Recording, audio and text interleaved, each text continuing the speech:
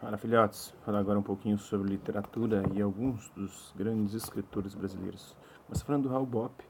Raul Bopp, que viveu de 1898 a 1964, gaúcho de Tupaciretã, foi poeta, ensaísta, diplomata e jornalista, participou da Semana de Arte Moderna e foi muito influenciado pelos Andrade. Sua obra apresenta nacionalismo e construções gramaticais mais audaciosas, com linguagem tipicamente popular. Tem o Ronald Carvalho, né? Ronald Carvalho, que veio de 1883 a 1975, foi um dos participantes da Semana de Arte Moderna de 22. Ensaísta e crítico, sobressaiu-se como poeta e declamador. Quando durante a semana declamou a famosa poesia Os Sapos, de Manuel Bandeira, recebeu uma das maiores vaias de toda a apresentação. Em sua poesia abusava do verso livre em contraposição à formalidade dos parnasianos. Temos o Cassiano Ricardo, o paulista Cassiano Ricardo Leite, que viveu de 1895 a 1974, foi um dos líderes do movimento verde e amarelo do início do modernismo brasileiro. Ensaísta, jornalista e crítico, sobressaiu-se como poeta. Apesar do início parnasiano, chegou a ter influência concretista. Foi membro da Academia Brasileira de Letras. Temos o Vinícius de Moraes, Marcos Vinícius da Cruz de Melo Moraes, que viveu de 1913 a 1980, foi um cronista, diplomata, teatrólogo e roteirista carioca. Destacou-se foi mesmo na poesia e na música. Apesar de um começo de preocupações mais místicas, mas depois foi expressando sua inquietação com mistério e um fino humor, valorizando a naturalidade do amor humano e a beleza das relações amorosas. Alguns de seus versos também tinham um certo cunho político que geralmente ele deixava em maus lençóis frente a seus colegas de diplomacia.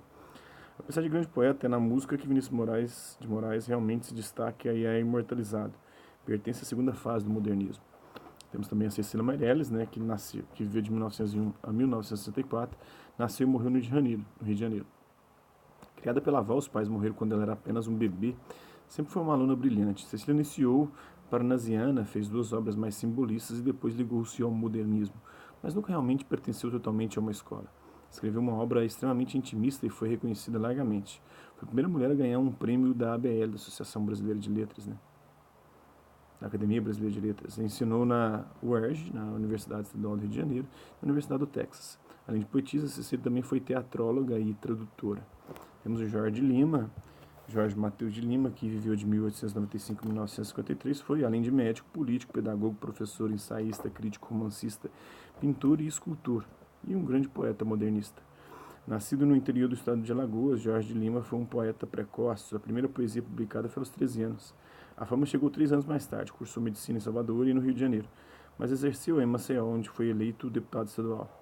Introduziu métodos de sanitarização em Alagoas como diretor da saúde pública e em 1930 mudou-se para o Rio de Janeiro por causa da situação política, onde foi vereador e professor e acabou por morrer. Jorge de Lima aderiu ao modernismo apenas em 1925, mas pertence à chamada geração de 30.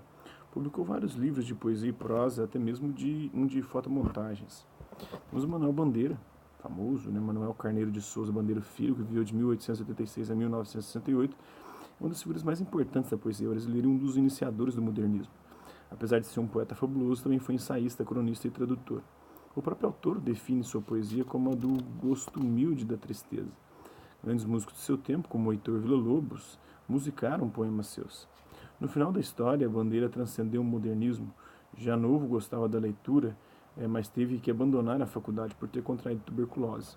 Passou doente toda a vida, apesar das várias estadas em clínicas brasileiras e até na Suíça. Ligou-se aos modernistas em 1921 e participou da Semana de Arte Moderna de 22.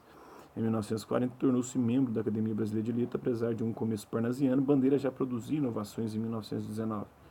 No livro deste ano estava contido o poema Os Sapos, uma reverente crítica aos parnasianos que foi usada como lema dos modernistas da primeira fase após ser lida por Ronald Carvalho.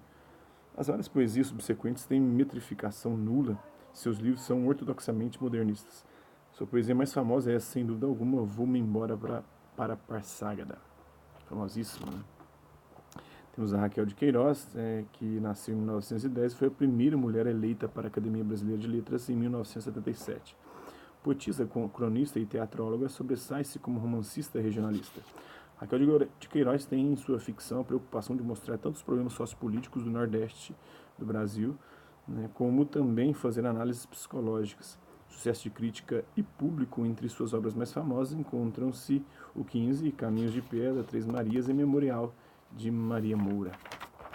Isso aí, um pouco da literatura tupiniquim. Espero que vocês tenham gostado do vídeo. Quem curtiu, dá um like. Quem não curtiu, dá um dislike. Quem se interessar pelo conteúdo do canal, só se inscrever, ativar o sininho e guardar os próximos vídeos e as próximas notificações. Deixe também seus comentários dizendo o que você tem achado dos vídeos, sugestões de temas e assuntos para serem abordados em vídeos posteriores. É isso aí. Hasta la vista, babies, e até a próxima.